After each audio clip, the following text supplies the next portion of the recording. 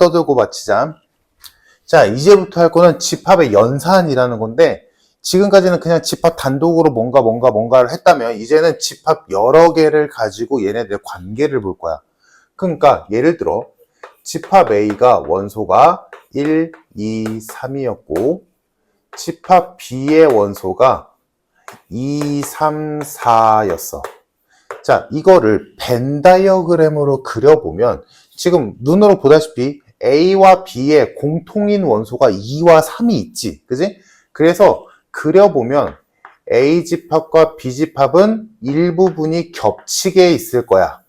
그리고 그 겹치는 부분에는 2와 3이 있을 거고 이쪽에는 1이 있고 이쪽에는 4가 있어서 딱 완성이 되겠지. 자, 요 그림상에서 이제 할 짓을 해볼 건데 첫 번째, 연산기호. 그러니까 우리가 식이나 숫자에서 더하기, 빼기, 곱하기, 나누기가 연산기호였잖아. 집합에서도 그런 연산기호가 있는데 자, 첫 번째 연산기호는 요런 연산기호가 있어. 자, 얘는 A와 B의 교집합이라고 읽어. 요 기호가 교집합 기호야. 그럼 교집합은 뭐냐? A와 B의 공통으로 들어있는 원소의 집합이야. 그래서 A와 B의 공통으로, 즉 A와 B가 겹치는 부분의 집합을 교집합이라고 부르고, 그러니까 요 그림에서라면 A와 B의 교집합은 2와 3이다 라고 할 수 있겠지. 다음 두 번째 연산기호, 얘를 뒤집어서 요렇게 하는 기호가 있고 얘 이름은 합집합. 자, 합집합은 말 그대로 A와 B를 합친 집합이야. A와 B를 합친 집합. 그래서 A와 B에 있는 모든 원소를 다 쓰면 돼. 그래서 A와 B의 합집합은 1, 2, 3, 4라고 쓸 수 있겠지. 요게 두 번째 연산기호. 다음 세 번째 A 여집합이라는 게 있는데, 자, 얘 이름은 여집합.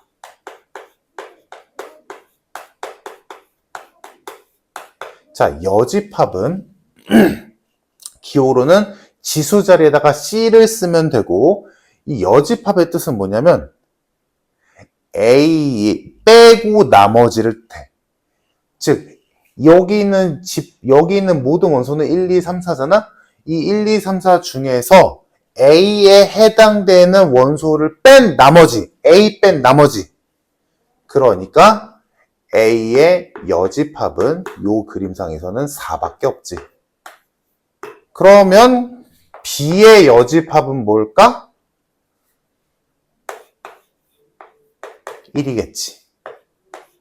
조금 더 응용해보자. A와 B의 교집합의 여집합은 뭘까? A와 B의 교집합을 제외한 나머지니까 1과 4겠지. 그러면 A와 B의 합집합의 여집합은 뭘까? 1, 2, 3, 4 중에 A와 B의 합집합 뺀 나머지니까 아무것도 없지. 이런 연산기호가 하나 있고, 다음 마지막 이런 연산기호가 있어. 자, 얘는 A 빼기 B라고 읽으면 무식한 소리 듣고 빼기가 아니라 차집합이라고 불러.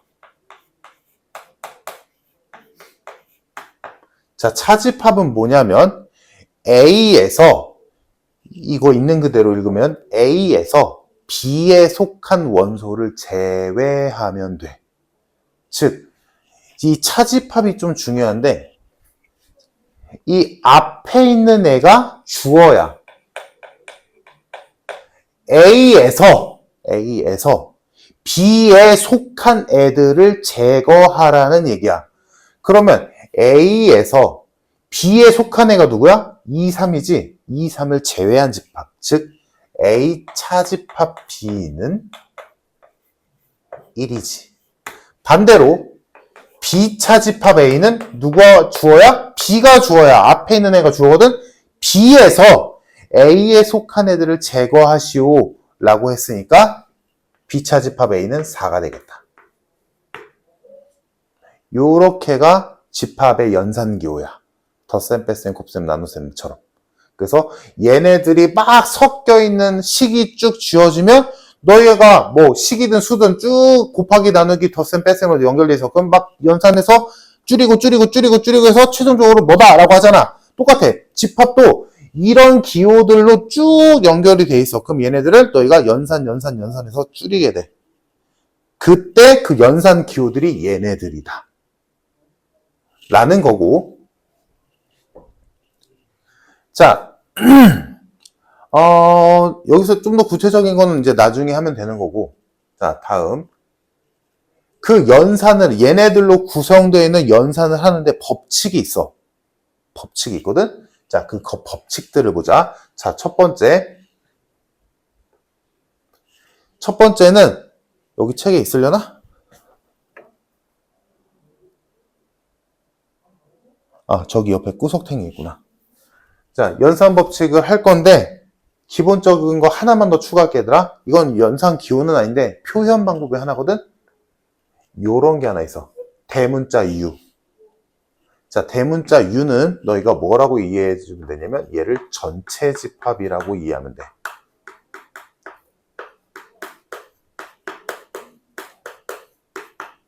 자, 그러면 여기까지 배운 거를 가지고 하나의 예를 들어볼게. 이해가 되나 보자. 자, 전체 집합은 1부터 10까지의 자연수야. 그냥 단순하게 쓸게, 일단. 그때 집합 A는 1, 3, 5, 7, 9고 집합 B는 1, 2, 3, 4. 야. 자, 그럼 이 상태에서 이거를 벤 다이어그램으로 그려보면 전체 집합은 말 그대로 이 집합들이 살고 있는 하나의 우주, 유니버스거든? 그 유니버스라고 생각해. 즉, 전체 집합이 가장 크게 딱 있어. 이 세상 안에서 A와 B 집합이 놀고 있는 거야. 자, 이 전체 집합 안에는 1부터 10까지의 자연수가 다 있어. 그때 여기 안에 집합 A라는 애가 있어서 이 집합 A는 1, 3, 5, 7, 9가 있어. 다음 집합 B에는 1, 2, 3, 4가 있어. 지금 배운 걸 써보자. 자, 그럼 A와 B가 겹치는 부분이 있지? 미리 써놓을까? A와 B의 교집합은 겹치는 누구야? 1, 3이 겹치지. 그래서 요거를 살려서 그려보면 A와 B 집합은 일부가 겹쳐. 그리고 그 겹치는 부분은 1과 3이 있지. 그러면 요쪽에는 1, 3을 제외한 5와 7, 9가 있을 거고 B에는 1과 3을 제외한 2와 4가 있을 거고 그리고 이 전체 유니버스 안에는 1부터 10까지가 다 있어야 된단 말이야. 근데 A에도 없고 B에도 없는 원소들이 있잖아. 누구야? 1, 2, 3, 4, 5, 6, 7, 8, 9, 10 이렇게 있겠지. 됐지? 자, 지금 요 상황을 벤 다이어그램으로 그러면 이렇게 되는 거야. 그래서 벤 다이어그램이 딱 어느 상황이다라고 눈으로 딱 알아보기 편한 방법이거든. 자, 요 상황이야. 그러면 배운 거 다 써보자. 자, 교집합은 이미 썼고 A와 B의 합집합은 이거 집합기호 귀찮으니까 이제 생략할게, 얘들아. A와 B의 합집합은 1, 2, 3, 4, 5, 7, 9겠네. 다음 A의 여집합은 2, 4, 6, 8, 10이고 B의 여집합은 5, 6, 7, 8, 9, 10이겠고 A 차집합 B는 5, 7, 9 B 차집합 A는 2, 4 또 뭐 해볼까? A와 B의 합집합의 여집합은 6, 8, 10 A와 B의 교집합의 여집합은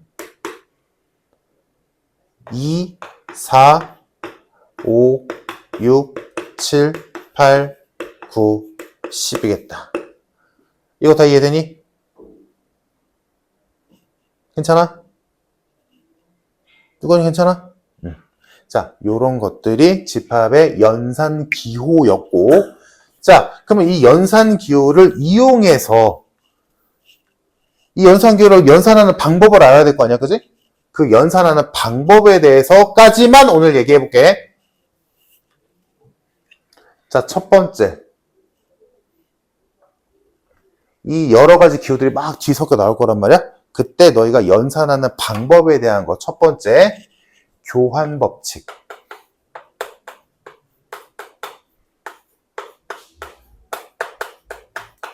자, 교환 법칙은 헷갈리면 이 그림 계속 봐.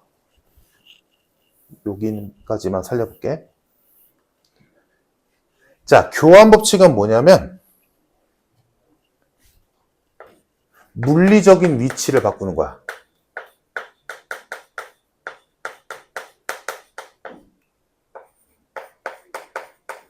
그러니까 뭐야? 말 그대로 써있는 위치를 바꾸라는 얘기야. 뭔 소리냐? A와 B의 교집합이 있었어. 이거랑 B와 A의 교집합이랑 똑같지. 당연히 A와 B의 겹치는 부분이나 B와 A가 겹치는 부분이나 그게 그거잖아. 그래서 너희가 그때그때 문제마다 달라. 그때그때 너희가 순서를 바꾸면 뭔가 계산이 딱 편해지는 상황이다 라고 한다면 교환 법칙을 이용해서 순서를 바꿔버리는 거야. 다음 두 번째, 결합 법칙. 이거 중요하다. 잘 들어. 결국에는 얘네들을 가지고 너희가 지지고 볶아야 돼. 자, 결합 법칙은 물리적인 위치를 바꾸는 건 아니야. 근데 연산 순서는 바꿔. 뭘 이용해서? 괄호를 이용해서.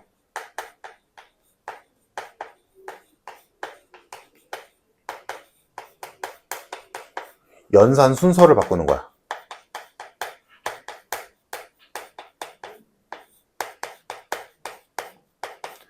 얘는 물리적 위치를 바꿔서 연산 순서를 바꿨다면 얘는 괄호를 이용해서 연산 순서를 바꾸는 거야. 즉 A와 B와 C 집합도 있다 치자. A와 B와 C의 교집합이야. 그럼 순서대로 써있는 순서대로 하자면 A와 B가 겹치는 부분 찾은 다음에 그거랑 C가 겹치는 부분을 찾으면 되겠지. 근데 문제에서 편하게 풀기 위해서 B와 C의 겹치는 부분을 먼저 찾는 게 더 편한데? 라고 할 수도 있잖아? 그러면 이때는 괄호를 써서 B와 C의 교집합을 먼저 계산하자 라고 해도 된다고. 괄호를 이용해서 얘를 먼저 하게 되잖아. 근데 결과물은 똑같겠지. A, B, C가 모두 겹치는 부분일 테니까. 요게 결합 법칙. 다음 세 번째. 분배 법칙.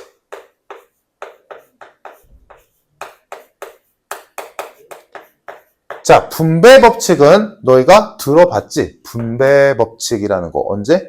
곱셈에서 배웠지? 쉬운 예로 보여줄까? 이런 거. x 곱하기 y 플러스 3. 이렇게 있어서. 이거 분배하잖아, x를. 그래서 xy 플러스 3x요 라고 한단 말이지. 이게 분배였잖아? 집합에서도 마찬가지야. 예를 들어볼게. 이거랑 똑같은 구조야. 잘 봐. A 교집합에 B와 C의 합집합이 이렇게 있었어. 얘랑 구조 똑같다. 잘 봐.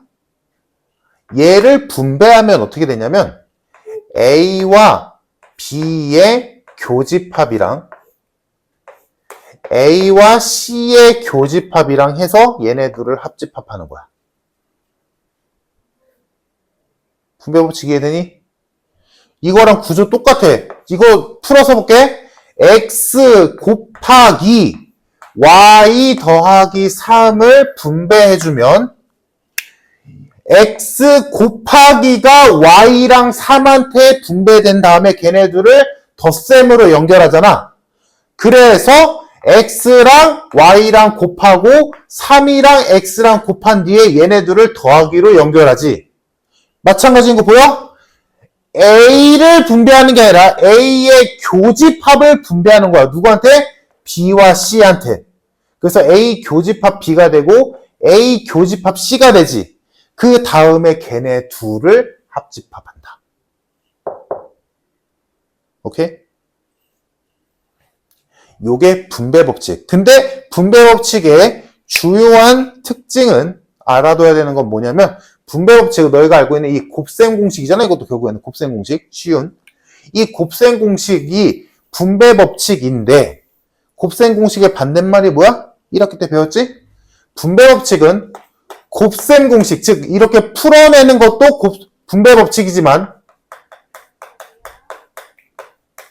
이 반대 경우 뭐야? 인수분해. 얘도 분배법칙이야. 즉 우리 방금 했잖아? 얘를 분배하면 얘라며. 근데 이거의 반대 경우도 당연히 분배법칙이라고. 그럼 이 인수분해는 어떤 느낌의 인수분해인 거야? 공통인수로 묶는 느낌의 인수분해. 잘 기억해. 그래서 식이 이렇게 나왔어. 그럼 이거를 보고 너희가 알아봐야 돼. A 교집합이 공통인수네. 그래서 A의 교집합으로 묶어주면, 공통인수인 A 교집합으로 묶으면 나머지가 B와 C의 합집합이구나. 그래서 얘랑 똑같은 거 나오지. 그래서 얘를 이렇게 바꿀 때도 있고 얘를 이렇게 바꿀 때도 있어. 근데 얘에서 얘가 됐든 얘가 됐든 간에 뭐다? 전부 다 분배법칙이라고. 알겠지? 그래서 공통인수가 보이면 묶을 줄도 알아야 돼. 얘를 전개할 줄도 알아야 되고 둘 다 분배법칙이다. 오케이? 됐니?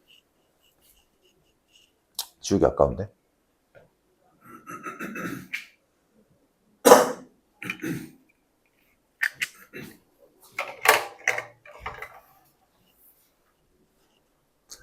자, 다음 두 개만 더 하면 되거든? 그 두 개는 일단 결론부터 말해줄게. 외워야 돼.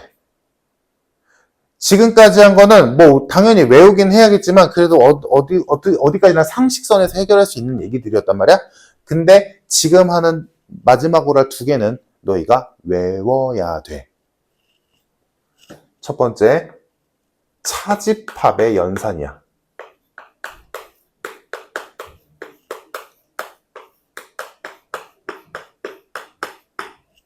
지금 내가 여기서 예를 들었지만 얘들아, 여기 연산 안에 차집합은 없지.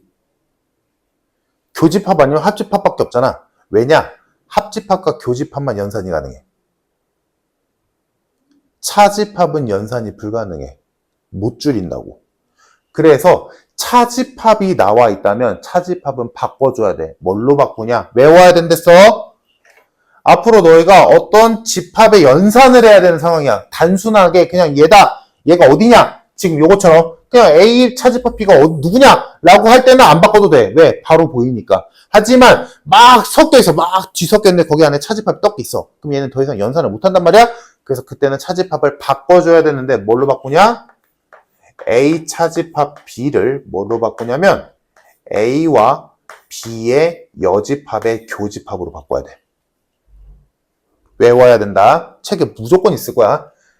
어떻게 바꾸냐면 차집합이 있을 때 앞에 거는 그대로 두고 뒤에 거는 여집합으로 바꾼 뒤에 걔네들의 교집합이야. 이거 진짜 맞나? 확인하려면 벤 다이어그램 해서 해보면 진짜 나오거든? 그래서 차집합의 연산은 차집합이 보이면 얘로 바꾼다가 결론이야. 그러면 이게 항상 이렇게 이쁘장할 수는 없잖아? 얼마든지 별의별 게 다 되는 거야. 예를 들어 A 차집합 B의 여집합이다 라고 한다면 얘는 A와 B의 교집합으로 바뀌겠지. 왜냐면 차집합이 뭐야? B의 차집합은 B를 뺀 나머지잖아. 그러면 B의 여집합의 여집합은 뭐겠어? B겠지. 부정의 부정이니까 긍정이잖아. B를 뺀 나머지의 나머지니까 다시 제자리 걸음이지. B겠지. 이해됐어? 그래서 B의 여집합의 여집합은 B겠지. 그래서 앞에 거는 그대로 뒤에 거의 여집합, 그 둘을 교집합. 그래서 이렇게 이 상황, 이거 어딘지 바로 알 수 있어? 모르잖아. 하지만 연산을 통해 바꿔버리면 이거 A와 B의 교집합이구나. 바로 할 수 있다고.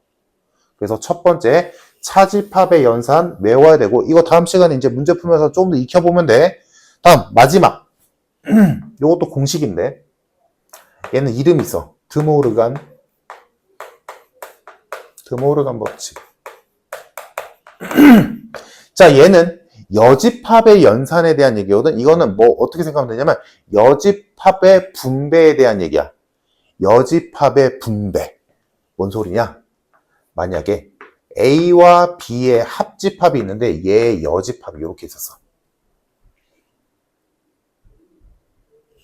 아까 했었지? 자, 근데 요거를 여집합을 분배하고 싶은 거야. 여집합을 분배하고 싶어. 그럼 여집합을 A와 B에게 분배해 줄 수 있어. 되거든? 근데 뭐냐? 여집합을 각자에게 분배해 주게 된다면 이 둘을 이어준 교집합 또는 합집합이 반대로 바뀐다야. 여집합을 분배해 주면 교집합은 합집합으로 바뀌고 합집합은 교집합으로 바뀌어. 오케이? 그러면 이거 여튼간에 분배 느낌이라며. 그러니까 이 분배 법칙에서 우리가 배웠던 거 그대로 적용하는 게 지금 뭐야? 이 방향을 우리가 설명했잖아? 역방향도 된다고. 여집합으로 묶을 수도 있다고.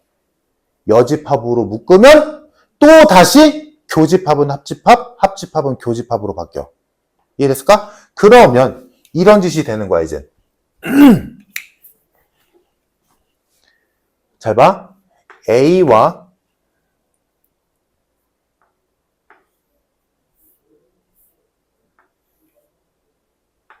B의 여집합 아니면 잠깐만 A의 여집합과 B의 합집합의 여집합이 있었어. 일단 내가 만약에 요 그림 줘놓고 이거 어디야? 이거 원소 뭐야? 라고 물어봤어. 그러면 한참 항상 고민하겠지, 그치? 그치? A의 여집합 원소 뭐 있지? B 뭐 있지? 얘네들 합치면 뭐지? 그 합친 거의 반대가 누구지? 라고 생각해야 되잖아, 그치? 근데 연산을 하면 어떻게 되냐면 잘 봐. 자, 얘를 분배해주자. 그러면 A의 여집합의 여집합이니까 A는 A가 되겠지?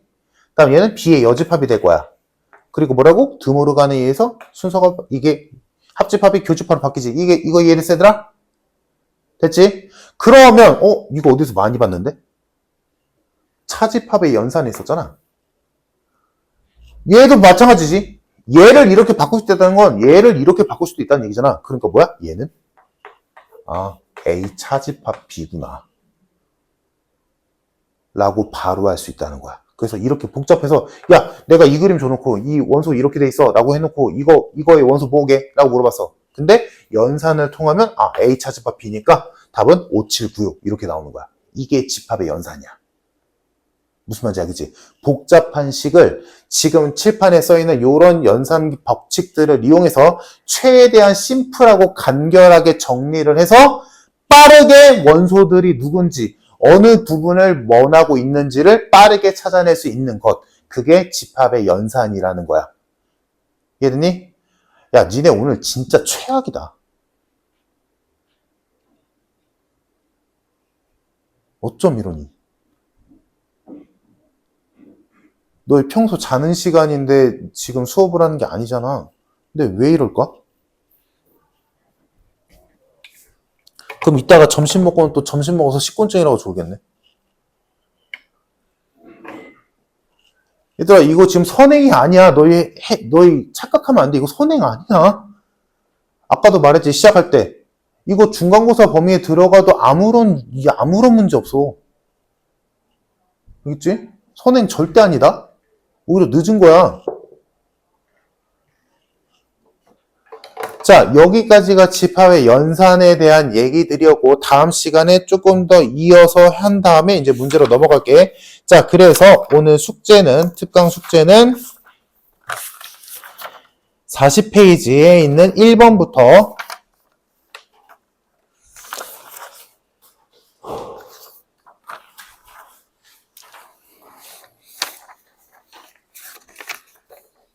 한번 해봐. 48페이지 43번까지. 딱 여기까지만 해보자.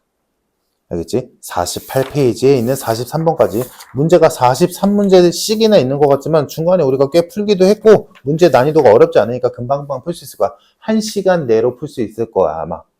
알겠지?